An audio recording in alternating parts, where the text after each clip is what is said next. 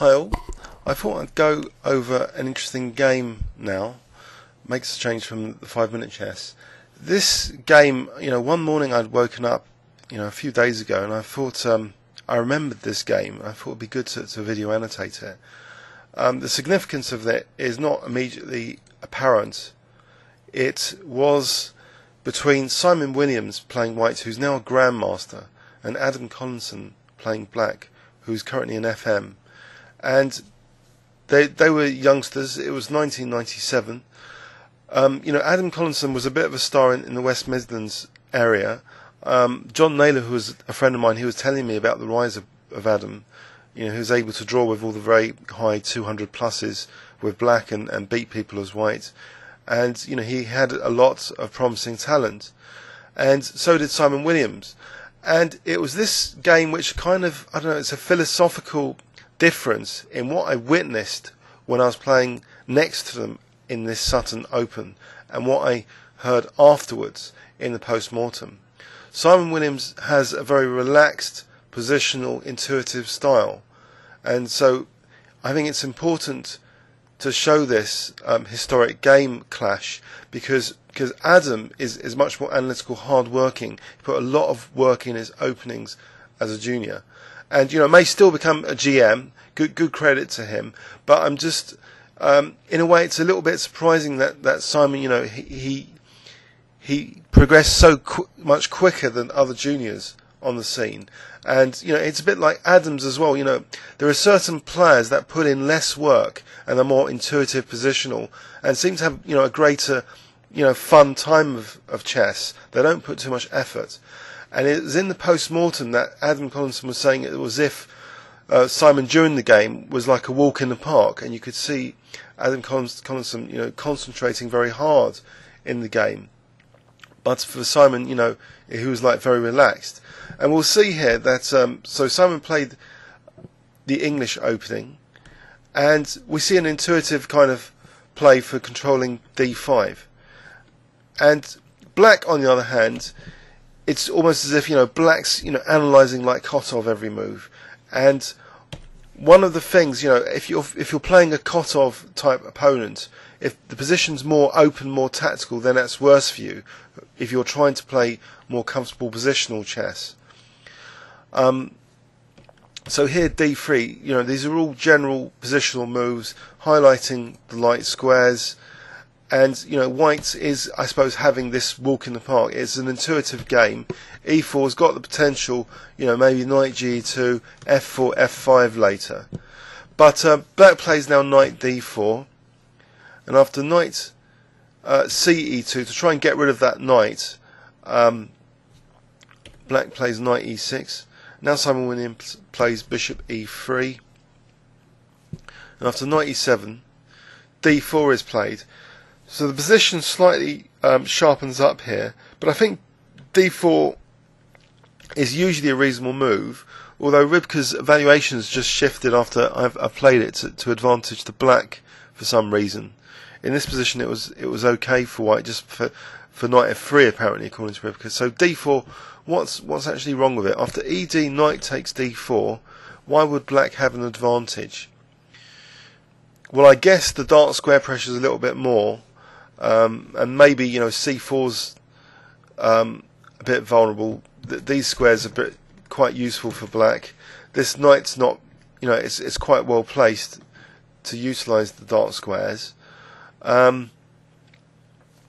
White castled, and then knight ge2, and now black sharpened up things by playing c5. So potentially he's weakening that d5 square. But on the other hand, he's fixing a target, that c4 pawn. And we're about to see that c4 pawn, kind of victimised by black now. After bishop takes e6, queen c1, the victimisation begins with this kind of very precise move, this seemingly, pointless check. So it's obvious that, the energy is there for Adam to analyse a lot of the candidate moves. He's not just content with a stereotypical type move like a6, rook b8, b5. So he plays actually check, and after bishop d2 the point is revealed now, queen a6, so c4 has been targeted.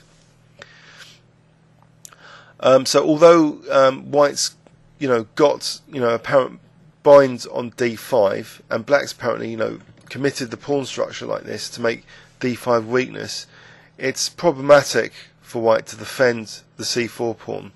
This bishop is actually a bit silly here, not able to defend, and b3 would lose the exchange. However, b3 was played, and instead of the immediate bishop takes a1, black actually played the tortuous move now, b5, if this move score is correct. Why didn't he just win the exchange immediately, you might ask? What does Rybka think here? Actually, Rybka likes bishop takes a1, but its second best fractionally is also b5, so b5 is also a powerful move. So, if the rook moves, let's have a quick look at the rook moving. B takes, and this is very nasty for white. It's just very, very nasty. So you can see that, white has, treated this in a relaxed way, and black's very precise analytical play has not only opened the position and played very precise moves, leading to white losing that c4 pawn. So so b5, knight f4 was played.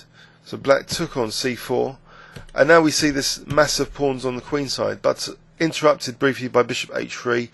But now d5, another precise move, just protecting e6 with the queen elegantly, and after ed, castles. So an intuitive positional sacrifice, which is now accepted, but white really hasn't got the pressure to back it up on the dark squares. So black actually immediately closes the diagonal with d4. After bishop h6, now the rook could move anywhere with advantage, but actually maybe another precise technical move was played.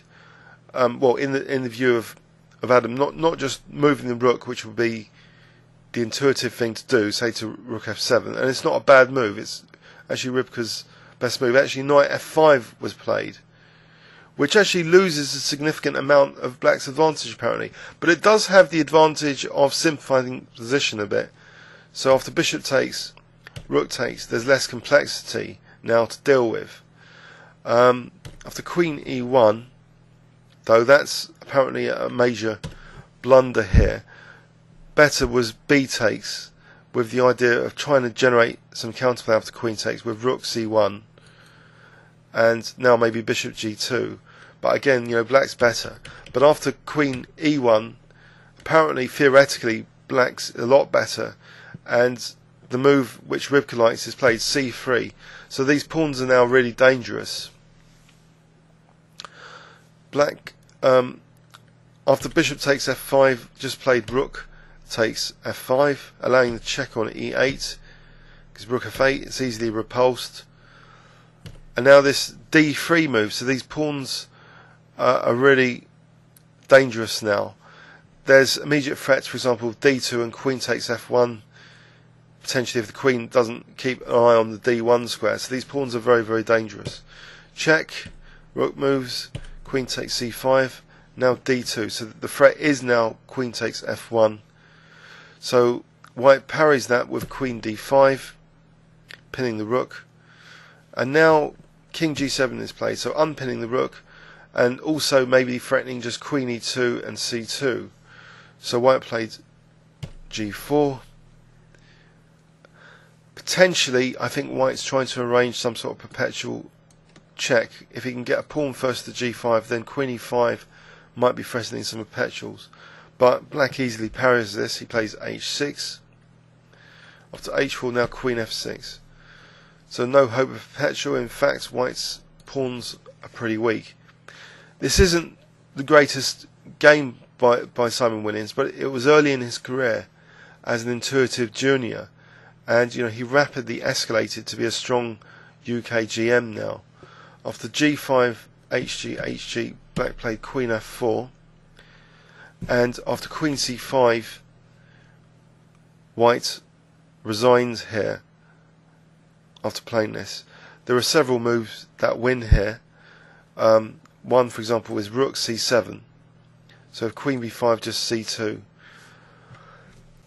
The game's not really that instructive. It's the philosophy behind it and where these players are now, which is interesting. So maybe, there is a lesson that you can enjoy your chess, play intuitively, just try and enjoy your chess to the maximum and hope to improve your results with that method. You don't necessarily have to be super hard working, because the more you stick at the game, maybe you'll get results eventually, and you could overtake your more hard-working, assiduous peers and colleagues later. I hope you enjoyed that. Please leave any comments or questions on YouTube. Thanks very much.